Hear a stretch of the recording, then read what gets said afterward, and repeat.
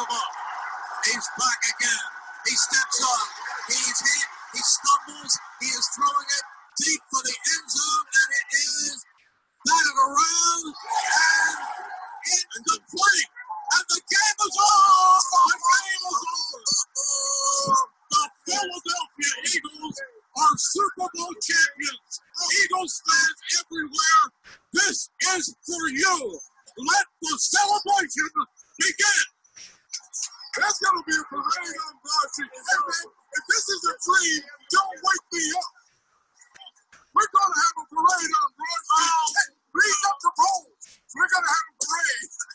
The Eagles have won the Super Bowl. Oh, my goodness. So, I didn't get to eat breakfast this weekend, but you know what? I'm not that pissed off because we are only 1 week removed from celebrating the first Super Bowl in Philadelphia Eagles history. This is the Bert and TD podcast. In place of Brendan Albert, I have Adrian Fedke. We got Tony Del Grasso here, and also Dave Erzinski joining the show. This is going to be a Philadelphia Eagles gush fest. Let's get into it. What's up, Dave? Introduce yourself quick. Dave Erzinski. Man, I am just ready to talk some Eagles, man. I'm just coming off the best week of my life, and I'm going to probably ride this high for at least another 365 days. Nothing can bring me down. Tony, how you feeling? Honestly, I'm still in disbelief. Everything is just still surreal. I see people walking around, and I don't even live in Philly at the moment. I live like an hour outside of Philly, and even people around here just smiling, Eagles gear on, opening doors for one another. It's crazy. I still don't believe any of it, but it's fucking awesome. Madness, insanity, just like the parade we saw on Thursday. And what a parade it was. The greatest speech in the history of the universe. Jason Kelce taking over the place. Unbelievable. Dressed in his mummer's costume. He was outstanding. So let's get into this parade. Let's get into Jason Kelce and his speech. Greatest speech ever, right? I mean, I wouldn't call myself a religious man. I don't really worship anything, but from this day on, moving forward, my entire life, Jason Kelce is my Lord and Savior. Yeah. This guy, man, he's never going to have to buy a beer, a hamburger, nothing in this city ever again. They might as well. I don't think there's ever been a man more worthy in life to replace Billy Penn at the top of City Hall if that was ever considered an option. You put Jason Kelce in that Mummers uniform, just looking down at the city. Because that easily topped Utley, and I didn't think Utley's speech would ever be topped in a million years. But at the end of the day, Utley's five words he's pieced together into a sentence. That is nothing, man. Jason Kelce is going off five minutes straight, not even a breath, nothing written down, just pure emotion from the heart, man. And that I've never seen a speech like that in my entire life. Yeah, that 5-minute speech, they should make kids in Philadelphia schools say that instead of the Pledge of Allegiance every morning with their hand over their hearts. And then probably say it at lunch and then once in the afternoon too, because that 5-minute speech was just, I don't think there's a better microcosm of the city of Philadelphia and this team in particular. It was just absolutely awesome. He hit the nail on the head a few times.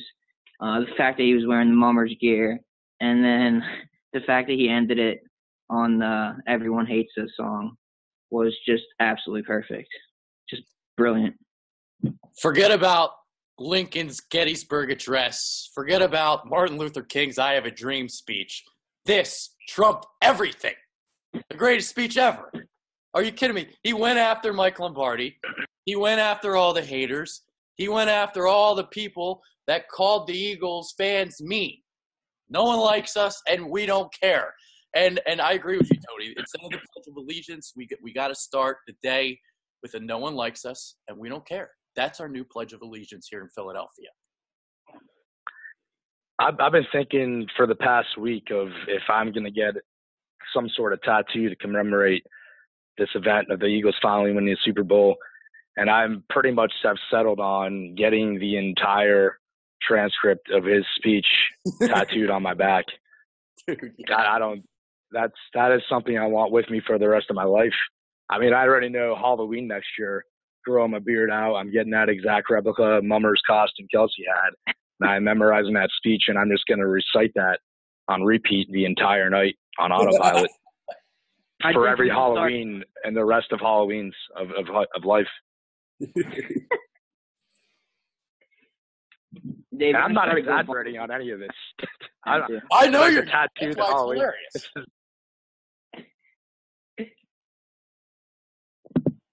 All right, so Philly.com had an estimation about how many people were actually at the parade. Actually, I think the city of Philadelphia itself confirmed this number. They said that only 700,000 people showed up at the parade.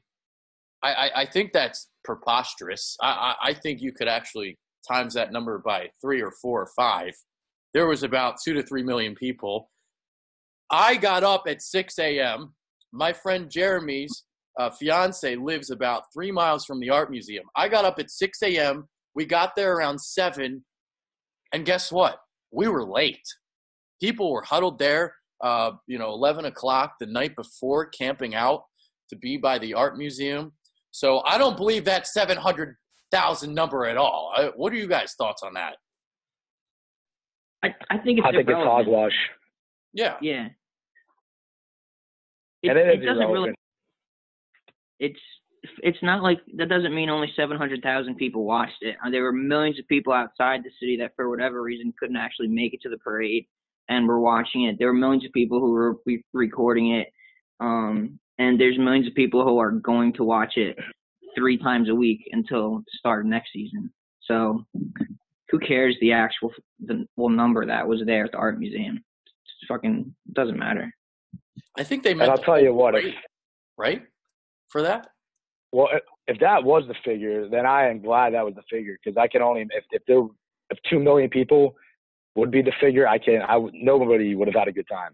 I thought the crowd was the perfect size, at least from my perspective where I was. I kind of steered clear of the whole art museum thing. I wanted to enjoy it in South Philly, get a front row seat on Broad Street.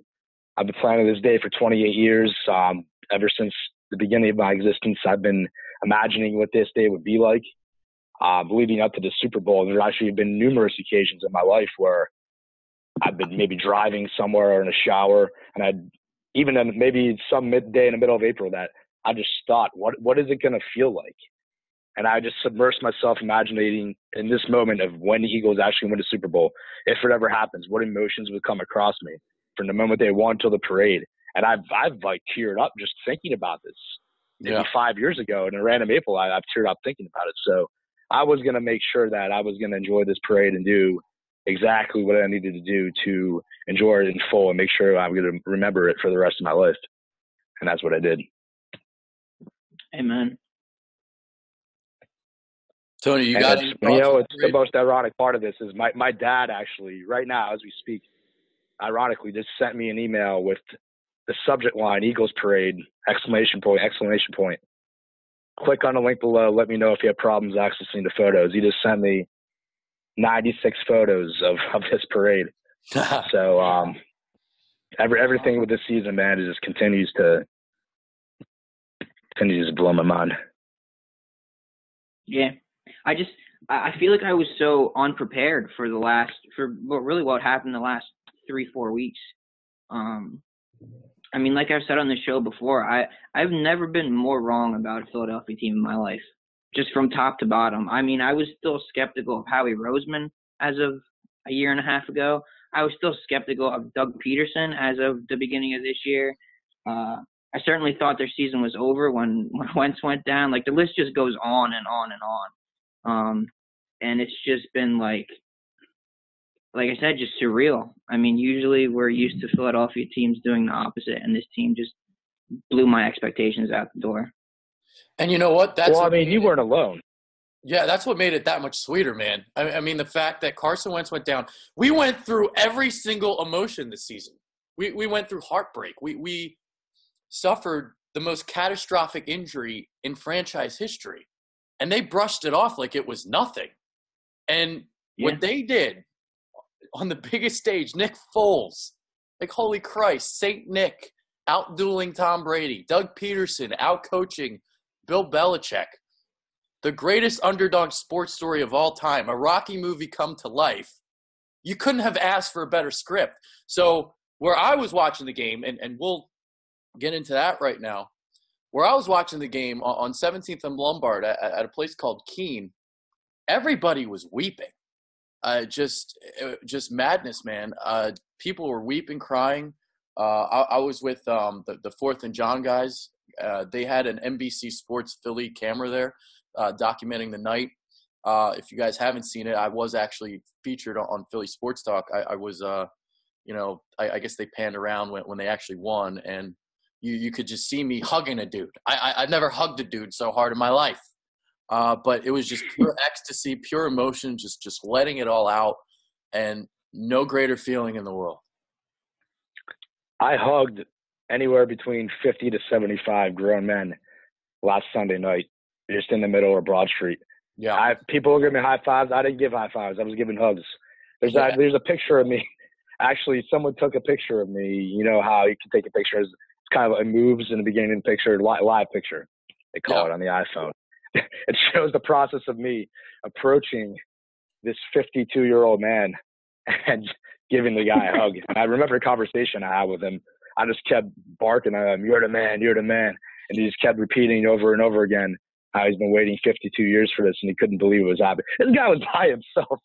Like, no one was with him. I don't know who he was with, but I just felt the urge. I got to give this guy a hug.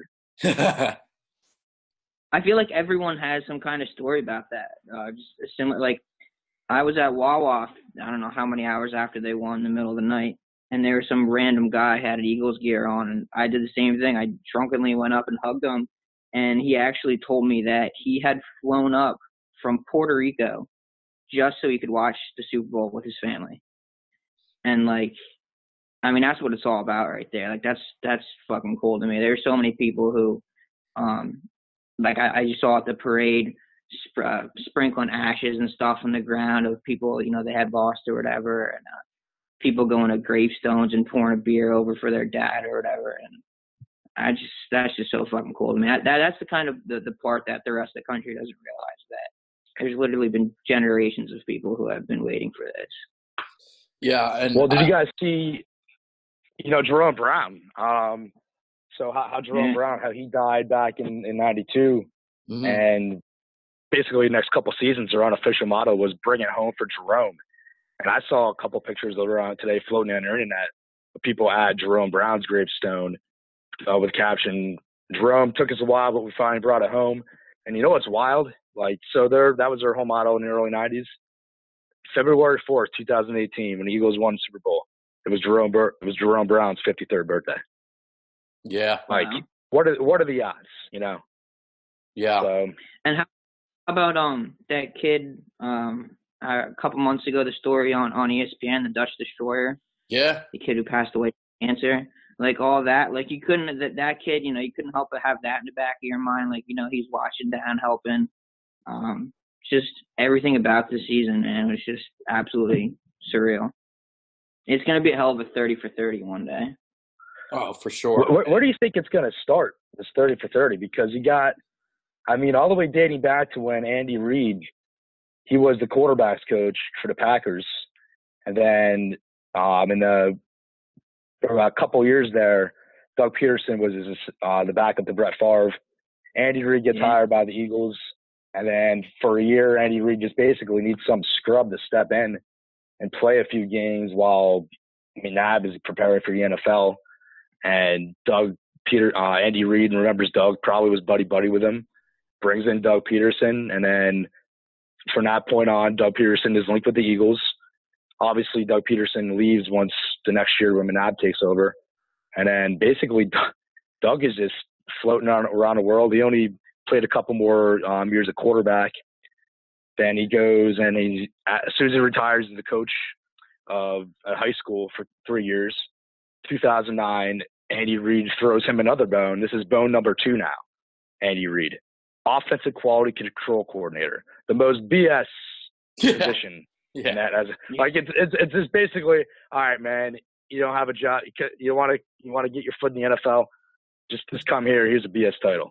Basically, and then exactly. Then he's promoted to QB coach, and then Reid gets fired. He goes to Kansas City. Immediately, bone number 3, Andy Reid hires an extremely unqualified Doug Pederson as the offensive coordinator, and he's his offensive coordinator for 3 years. And basically, it's like Chip Kelly's offensive coordinator. Guy's not doing anything. He's the offensive coordinator, just be filling a position. Andy Reid's calling the shots. And then Jeffrey Lurie remembers Doug, hires Doug. Like, we still, although Andy Reid never came through for us, you got to give Reid his credit. Without Andy Reid, we do not have a Super Bowl today. Yeah. Because without Andy Reid, there is no Doug Pederson. No, that's a really, really, really good point you just brought up. That is easily overlooked. I think, like you were saying, you'd have to start the story really back in '99 when the Eagles hired Andy Reid, because he absolutely has his fingerprints all over this team. And you're 100% right that Pederson wouldn't have been hired if it weren't for Andy Reid, basically telling Roseman to do so. So. I and like all off season long. Do you guys remember? Did you listen to the radio, like WIP 97.5? Like, it was unbearable in the off season when we weren't talking Sixers and there was nothing else to talk about. Only conversation: where does Doug Pederson rank him out like NFL coaches? Is Doug a good coach? Will this be Doug's last year as the Eagles coach? What were the Eagles finish this year? 7-9, 8-8, 9-7. If someone predicted 10-6, they were characterized as insane. And they finished 13-3, man, with their with Wentz going down with 3 games to go. That's why you got to listen to the Bitter Birds, because we got more than just Doug Pederson talk. Damn it! Oh, I do. You guys got to get yourselves on the FM radio. Yeah, for real, dude. I'm as good as anyone though. I predicted 9-7, and I predicted that Pederson would be fired either right now or at the end of next season. I didn't trust Pederson until about like week 5 of the season. So I eventually once he started running the ball, Pederson. Yeah, exactly. Once I realized, like, oh, all right, he's not an Andy Reid clone, even though we just praised Andy Reid a lot. But I mean, Reid overall did really good things for the Eagles, but he had huge flaws. He didn't listen to people. He had a big ego. He was arrogant, and he made the same mistake over and over again. I didn't watch very much pre Super Bowl coverage because I was so excited. But the one show I was watching, I forget who brought it up. They were talking about Doug Pederson's pre-week plan up to the Super Bowl, and they were done basically on Thursday. And he was that, and then they asked about the pregame on Sunday. All they had to do was show up at 1 p.m. He said what he was going to do Sunday, and then he was done with his stuff like Sunday 9 a.m. They asked, "What are you going to do up until game time?" He said, "I'm just going to watch the pregame shows all day long, because you never know where you're going to pick up something new. You never know who's going to say something that might stick that could make a difference." He listens to everybody. He listens to the local media, national media, and a lot of people don't do that. But because there are a lot of idiots out there with opinions, but at the same time, for every 9 idiots, there might be one person that's actually making a good point. And you know what? Doug Pederson, give him props for having no ego, no arrogance, always willing to learn, and always willing to adjust. Every coach in the NFL has an ego. No coach shows any humility. And you brought it up with the running the football. After week 2, Jason Peters, Lane Johnson, Zach Ertz, so many guys on the team complained to Doug about, all right, why are you not running the ball? Doug went and he listened. When you had Andy Reid, if he was questioned about not running the ball, he would throw it, say, 50 times one week. The next week, he'd throw it 60. He'd throw it in your face. Yeah, just to throw it in your face. He would be out of spite, man. Yeah. Andy Reid liked to play games. He liked to play games, and that's why he still doesn't have a trophy, because the guy likes to play games. I think Pederson has the good qualities that Andy Reid has, but he's learned from all the bad the bad things that Reed did. Like, he's the perfect blend. Yeah. Like, for example, I was just talking about running the ball. I think it was Hollis Thomas I heard on the radio actually earlier today. He was talking about, and I think this is a perfect example of what we're talking about. He said when they went to a Super Bowl in 2004 in Jacksonville, they had a curfew all week long at like 11 or midnight or something like that. Like a bullshit curfew. Like, these guys are fucking grown men. They're professionals. You should have the respect and trust of your players not to give them a curfew. And apparently that pissed a lot of players off. Well, in comparison, Pederson didn't give the guys a curfew all week. He trusted them. He realized, you know what I mean, they have reached the pinnacle of their profession. You don't need to give grown men a curfew. They should know, how much sleep they need to get. And it's a little shit like that that goes a long way. All the guys clearly just played their asses off for him. And you got to give it to Howie too for no shitheads on this team. Literally not one shithead on this team. Everyone on this team has been together. No distractions. There was not one distraction the entire season. So it's set up for Doug to have that mutual trust with them that they're a team. No one stood out amongst others. You didn't have – I love Deshaun Jackson, but at the end of the day, like, I did not disagree when we let him go because at the end of it, no one guy in football is bigger than the team to be causing that much of a ruckus in the locker room. So, speaking of trusting your players, I got an example here for you guys. Take a listen. We're going for it right here. We're going for it right here. Philly? Yeah, let's do it. Let's do it. Hold on. Here we go. Hold on. Philly special. Ready? Foles. In the gun. Here we go. The Philly special. Everybody praised Doug Pederson there in the moment. What guts, the balls to call that. All it was listening to Nick Foles. And he trusted him. They went and ran it. And it's now the most iconic play in Philadelphia Eagles history. Philadelphia sports history, man. Philadelphia sports history. I'm going to almost go – I don't know what is more iconic than that. I can't even think of something more iconic than that. I mean, it's without that play, they probably don't win a Super Bowl. They had to keep pressing the entire game. Every touchdown counted. That's why they kept going for it. You settle for a field goal or whatnot. That's the Patriots team. You need every damn point, man. Oh yeah, every single point. It's clearly the most famous sports play in Philadelphia history. And another thing that's being overlooked about it, I think, is the fact that they were just rubbing it in the Patriots' face, considering the Patriots ran a similar play earlier that game. Wasn't on the goal line, but you all know what I'm talking about, and Brady dropped it. And then Eagles get down on the goal line, 4th down, and Foles is like, yo, let's show them that I can fucking catch the ball. Burton, they just executed it perfectly. If you see the replay of it, you hear Foles saying, lane, and then even Clement, like, kind of puts his shoulders up, like, what's going on? Like, they just sold it perfectly, executed it, blocked it up, and then Burton with the perfect little lob, and just beautiful. 0% chance they run that play if the Patriots don't run it. 0% chance. The only reason it got, even if Nick Foles wasn't trying to be spiteful, it got that idea in his head. And they out Belichick. All right, Belichick runs his play. The last thing he's going to be thinking is that we're going to copy it and do it right there at the goal line. Like, dude, and that's the other thing. Belichick knows nobody takes risks against them. They're Patriots. No one ever has balls when they play the Patriots. They don't do that type of shit when they play the Patriots. And the Eagles flipped it, and that's what they did. And that's the recipe. Yeah, I felt like in this game that Bill Belichick was just completely arrogant all week. If you think about the Super Bowl opening night and the media and that circus, think about how many times Bill Belichick was smiling. We never see Bill Belichick smile. Game time comes around. He decides not to start Malcolm Butler. So Bill Belichick was a big reason why the Eagles won this game. And I felt like the first half, the Eagles basically took advantage of this. And then the Patriots, they didn't wake up until the second half. But because the Eagles remained aggressive, because Doug Pederson was going balls to the wall, they won this game. Dude, it's almost like I always like to liken Belichick to Darth Vader.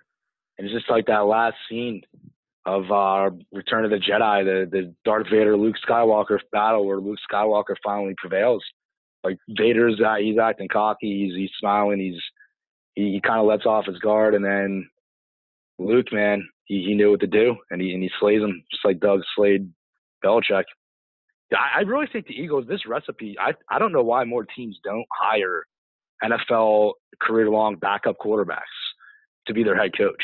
Because when you're a backup quarterback in the NFL, especially like career backup, all you're doing is coaching. You got a clipboard the whole time. You're learning, and you're next to the head coach the entire time because more than likely the head coach is basically running the offense. How many ex backup quarterbacks are currently coaching in the NFL? We got Garrett. That's like immediately that comes to mind. I'm trying to think of others just off the top of my head, but you're kind of right. It doesn't seem like there's a lot. Oh, we got Frank Reich. Actually, there is a lot. Harbaugh, right? Wasn't Harbaugh? Was he always a starter? I mean, he's not in the NFL anymore. No, I'm talking to the 49ers. Harbaugh. Yeah, I know what you're talking about. I feel like he was a backup for a good part of his career. Yeah. It's like a catcher or a backup catcher in baseball. Exactly, man. That's exactly. It's like the catcher of baseball, the manager. Yeah, like because you have to even if you're a backup, you have to be plugged in all game, every game.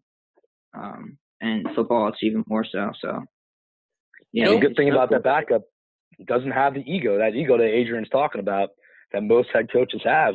If you're a career-long backup quarterback, you don't have that exact ego that the starter has. You're willing to. You're kind of more in a mix. You're more of a you know what I'm talking about. Yeah, and you're hungrier. Remember all those off-season radio shows you were talking about? Think about how many of those hosts made fun of Doug Pederson for comparing this Eagles team to the 1997 Packers. Doug looks like a complete genius right now. Yeah, he does, man. I remember Gargano was the biggest Doug hater. Dude, even like past week 5. Gargano didn't stop talking shit on Doug till about week 8. Once we started clicking and like it looked like we were clearly the best team in the NFL. Gargano's biggest worry in the beginning of the season was that the Eagles would finish like good enough for Doug to stay because he didn't think Doug would ever win a Super Bowl regardless of anything. And the longer Doug was here, the less time we had in that window with Carson to win it. It was so stupid. But at the end of the day, like, he wasn't the only one that thought that. Yeah. Oh, not for sure. I mean, yeah, go ahead, Tony. Sorry about that. I was kind of sort of agreed with that. Like I said, I didn't really trust Doug until, after the first couple weeks of this year when I started to realize, he's actually committed to running the ball. And I realized that he was a fucking phenomenal play caller and he knew how to use the clock, which was in reality like the 3 biggest things that Reid didn't do well that cost him games. So once I realized that he wasn't an Andy Reid clone and the guys fucking played hard for him, and I finally got on his side. But yeah, dude, it took me a while too. Trust me, it really did. Yeah. I mean, I guess you could have called me a Doug hater because, I hated the hire, but I wasn't one of those people that wanted him fired after a year because you just don't do that. You don't fire your head coach after one season, and now Doug Pederson is a perfect example of this. What I underestimated was the humility and just listening to the players because most coaches do not. And after about, I want to say like the Chargers game, that's when he started getting on my good side. And I started seeing changes with the play calling because he was predictable for the longest time. He was very conservative during his first year with Carson Wentz. But that Chargers game just really stood out to me. And since then, he just kept improving. And then what he did with Nick Foles is just truly magnificent. To basically, with 2 weeks until the start of your playoff game, he changed the offense around. He added more RPOs to it, just changing things around. And obviously, everything worked out in the end. That takes a lot of balls to change the offense like he did. What he did in those last 3 games, that if there was anyone that wasn't fully on board yet, that should solidify his position with the Eagles for at least 5 years, regardless if he wins anything over the next 5. I guess if he doesn't. Ever. It's yeah, man. And then to go back to Chip Kelly's playbook, to have that wherewithal and to not even have the ego to, Andy Reid in a million years would never do something like that. Nope. But Doug, to see where he had success, to pull from that, and you know what? I'm fairly certain that Nick Foles is probably going to be traded in the offseason, especially if we're offered like a second rounder. Or I'm hearing, Adrian, I saw from you your tweet talking about potentially the Vikings. Yeah, I don't think he's going to have the success unless they really. I mean, if he goes with DiFilippo, it might be possible. But anywhere else, if he doesn't go to the Vikings, I can't see him replicating that. You're going to get a lot more of those Raiders games than you are going to get of the Vikings playoff and Super Bowl games. Why do you say that? Because I agree with you. I'm just curious what your thoughts are on that. On Foles, yeah. I mean, you got to be it's very clear with him that he needs to be coached a certain way to succeed. Yeah. To have the success he did with Kelly, but you still saw the flaws with him. Like, nothing agitated more than watching him drop back and throw off his back foot. And like that fadeaway. He always did those fadeaway throws, and that's when he started to struggle under Kelly. And then he goes to the Rams and just fails miserably under Fisher. Goes from basically best statistic quarterback to worst in 1 year. And then he can't find anyone even like the fact that very shortly after having that statistical good year to not barely even be able to find a job in the NFL until once again kind of thrown a bone by Doug Pederson, who had that Andy Reid, the connection from the Chiefs. It's just kind of remarkable. So he's got to be coached well, and he's got to be in the right position. He's not mobile at all. He throws a good deep ball. He's accurate sometimes, but his confidence is certainly there right now, though. So that's something he definitely has going for him. Yeah, to me, that might be the most impressive thing about the whole season is what Pederson has done with Foles the last few weeks. I think that if you put it into perspective, what he's done with Foles over the past, like I said, few weeks is he probably has convinced 2, 3, maybe even 4 franchises that Foles could be their franchise quarterback. Which and we got Howie the magician. Yeah. We got magician Howie lurking back, just getting ready. Dude, Howie's going to get something ridiculous for him if he trades him. Yes, if it's Vikings late first, or even if it's a second or third, that's still a really fucking good deal. Dude, he'll get the Vikings 30th pick in addition to something like a future second rounder, or not a future second rounder. He'll get more than one thing from the Vikings. He will fleece whoever he deals with. The Bills make sense. The Broncos make sense. The Jets make sense. You got to think they'll at least be able to get a second or third round pick for him. Yeah, I think you can. I think a second at minimum is what you're going to get. So I'm glad you guys talked about that, because I've been receiving a lot of heat on my channel for wanting Nick Foles traded. It's the right move. I mean, shit. What Doug Pederson did with Nick Foles, there's no reason why he can't take another backup and do exactly what he did with Nick Foles. Like, basically, if you sign like a Josh McCown or something, you would get similar results. So here's what we have here in Philadelphia. We have the best offensive line in football. Nick Foles was not touched the entire playoff run. We had obviously great weapons. So you can pretty much – I mean, yes, he was dropping these balls in perfectly on some occasions, but great weapons to throw to. Great running game. So when you run the play action, it works for you. And the other thing was Doug Pederson catered to his strengths. Even in the Super Bowl, the Patriots basically took away the RPOs. So Doug implemented a lot of those touch throws. Nick Foles has nice touch on his ball.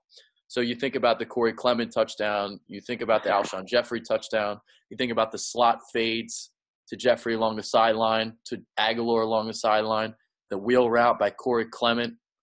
Everything that Doug called in the Super Bowl catered to Nick Foles' strengths.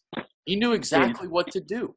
Nick Foles definitely has weaknesses, but we didn't see them because the offensive line was absolutely fantastic. Yeah. And thank God, man, because if you would have told me on last Saturday that Tom Brady was going to throw for 505 yards, not get sacked, not throw an interception, I would have went to a movie instead of watching that Super Bowl. Because, you couldn't tell me in a million years that was going to happen. We would still win that game. Well, That's we basically watched the movie. We beat him at his best. We basically watched the movie. It's going to be a movie. This whole season is going to be a movie. They're going to call him Next Man Up. There you go. You heard it here first. I like it.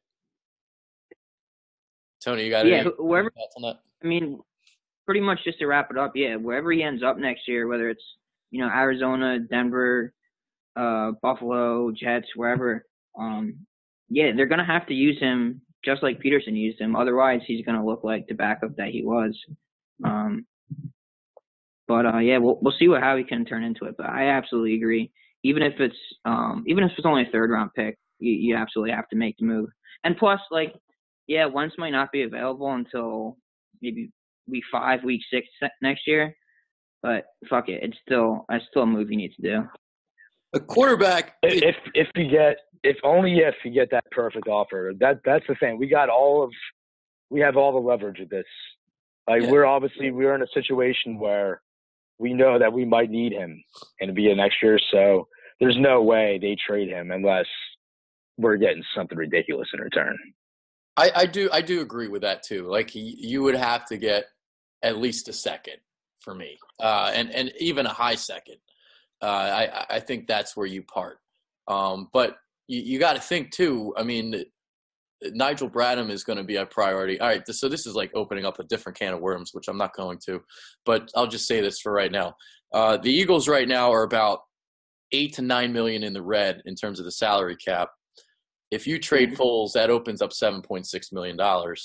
And you're going to have to make a lot of moves if you want to re-sign Nigel Bradham. So trading Foles is actually part of the equation to make your team better for next year. And that's why, I disagree a little bit. That's why I would probably give a third at minimum for him. Yeah. Just because he's going to cost a lot. And even a third round pick is a potential starter. I know you're probably going to get 21 or 22 starters back, but you still have to look for the future. So Howie Roseman thrives in those mid rounds.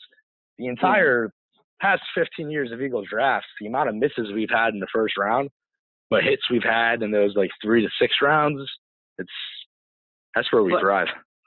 I also want to say though that it should you should at least be in communication with Foles when these trade talks come up, because 99% of the time, fuck it, you got to do what's right for the organization.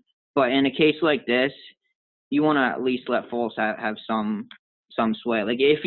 If he comes to Howie Roseman and is just you know what, I'll be traded anywhere but the Jets, then all right, fucking respect that. He doesn't want to get traded to the Jets. Little stuff like that. If I'm Foles, I don't want to be traded, period. Well, I would much rather be back at Wentz than to be starter anywhere else. He's comfortable here.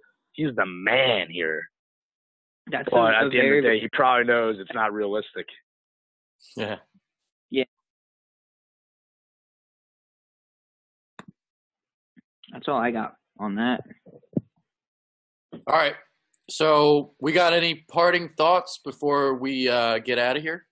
And by the way, we're going to play this Jason Kelce speech before we close too. I've played that speech an average of every 3 hours since. When's the last time you heard it? Thursday. When's the last time you heard it? 3 hours ago? Last time I heard, honestly, it was around. I actually watched a new thing. It was it was Kelce talking with the new video of every player he talked about. Torsten can't catch, and it shows a video of the entire thing. It was, and obviously it gave me chills. So I like finding new versions of it to watch. Yeah. I should have it memorized.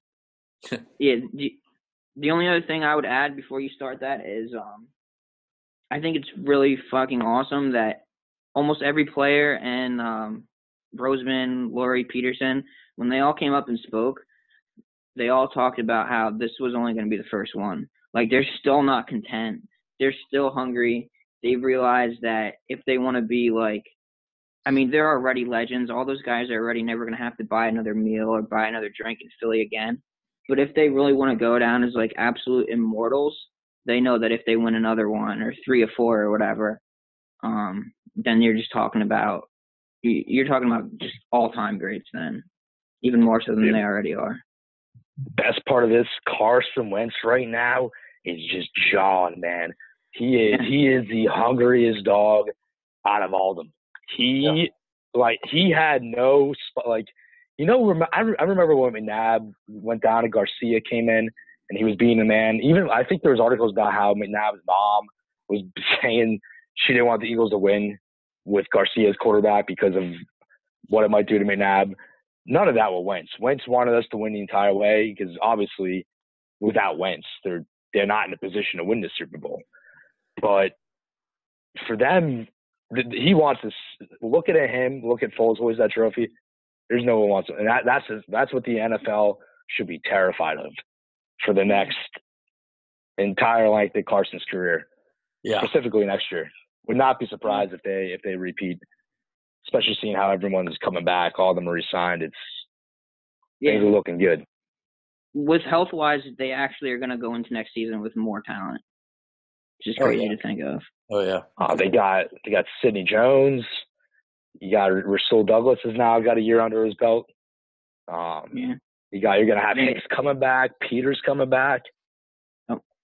Maybe Sproles. We'll see about that. But obviously Wentz. You're gonna have a first-round draft pick. Like we've mentioned on the show before, like legitimately their biggest loss is probably going to be Trey Burton. And he's a hell of a player, but he's our backup tight end. Like, is he definitely out? You don't see a scenario where they sign him? I think it's going to be tough because I did a video yesterday on the Bitterbirds YouTube channel about it. Like, I was trying to crunch the numbers and trying to figure out how they could even save space for Bradham, let alone Burton. So I'm thinking Burton gets about $6 to $7 million a year. I'm sure someone's going to throw money at him. Yeah, I mean, at the end of the day, if Burton has a half-decent agent, there's no way he comes back an Eagle. Yeah. Exactly. Yeah, because and even for him, he probably wants to be a starter somewhere. You know, he doesn't want to be stuck behind Zach Ertz. So I think he's pretty much 99% gone. In my opinion, he's the best athlete on a team, and I honestly think he is worth signing. The only reason I don't say over Bradham is because Bradham, the depth of linebacker is so crucial to have. Yep. But Burton is easily the best overall athlete on this team, and he's invaluable. It's going to be really sad to see him go if he ends up getting too much money. I mean, if you can, he deserves everything. I honestly think he could be a top in the league with the way teams use tight ends nowadays. Like, barely ever ask on the block. Like, I don't see why he literally isn't at least a top 10 tight end. At least. Could be. Absolutely could be. All right. So, just to talk about Carson Wentz one more time. He has not eaten breakfast since he tore his ACL. So, that being said, David Erzinski, Tony Del Grasso, I am Adrian Fedhue. Let's leave it to Jason Kelce to close the show. Athletic ability, strength, pro center, Jason. You love the Eagles, let me get a hell yeah. You love the Philadelphia Eagles, let me get a hell yeah. I'm going to take a second to talk to you about underdogs. I know Lane and Chris just talked about this, but I don't think that it's been beat home enough. Howie Roseman, a few years ago, was relinquished to all control pretty much in this organization. He was put in the side, he was put in the side of the building where I didn't see him for over a year. 2 years ago, when they made a decision, he came out of there a different man. He came out of there with a purpose and a drive to make this possible. And I saw a different Howie Roseman, an underdog, Doug Pederson. When Doug Pederson was hired, he was rated as the worst coaching hire by a lot of freaking analysts out there in the media. This past offseason, some clown named Mike Lombardi told him that he was the least qualified head coach in the NFL. You saw a Griffin, Doug Pederson, a man who went for it on fourth and down. Went for it on fourth and down in the Super Bowl with the trick play. He wasn't playing just to go mediocre. He's playing for a Super Bowl. And it don't stop with him. It does not stop with him. Jason Peters was told he was too old. Didn't have it anymore. Before he got hurt, he was the best freaking tackle in the NFL. McVay was told he didn't have it. Stephen Wisniewski ain't good enough. Jason Kelce's too small. Lane Johnson can't lay off the juice. Brandon Brooks hasn't done. Carson Wentz didn't go to a Division I school. Nick Foles don't got it. Clement's too slow. Can't play, they got it anymore. Jay and John can't stay healthy. Torrey Smith can't catch. Nelson Aguilar can't catch. Zach Ertz can't block. Brett Selleck's too old. Brandon Graham was drafted too high. Vinny Curry ain't got it. Oh, Allen can't fit the scheme. Michael Thomas can't fit the scheme. Nigel Bradley can't catch. Jalen Mills can't cover. Patrick Robinson can't cover. It's the whole team.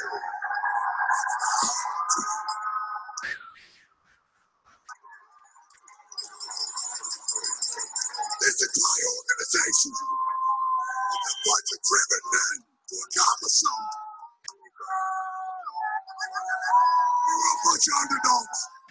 And you know what underdogs is? It's a hungry dog. And Jeff Stoutland has had this in our building for 5 years. It's a quote in the O-line room that has stood on the wall for the last 5 years. Hungry dogs run fast. And that's this team. Bottom line is, we wanted it more. All the players, all the coaches, the front office, Jeffrey Lurie, everybody wanted it more. And that's why we're up here today. And that's why we're the first team in Eagles history to hold that freaking trophy.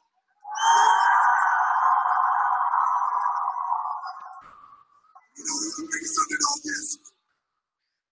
It's y'all, Philadelphia. For 52 years, y'all have been waiting for this. You want to talk about underdog? You want to talk about a hungry dog? For 52 years, you've been starved in this championship. Everybody wonders why we're so mean. Everybody wonders why the Philadelphia Eagles aren't the nicest fans. If I don't eat breakfast, I'm fucking pissed off.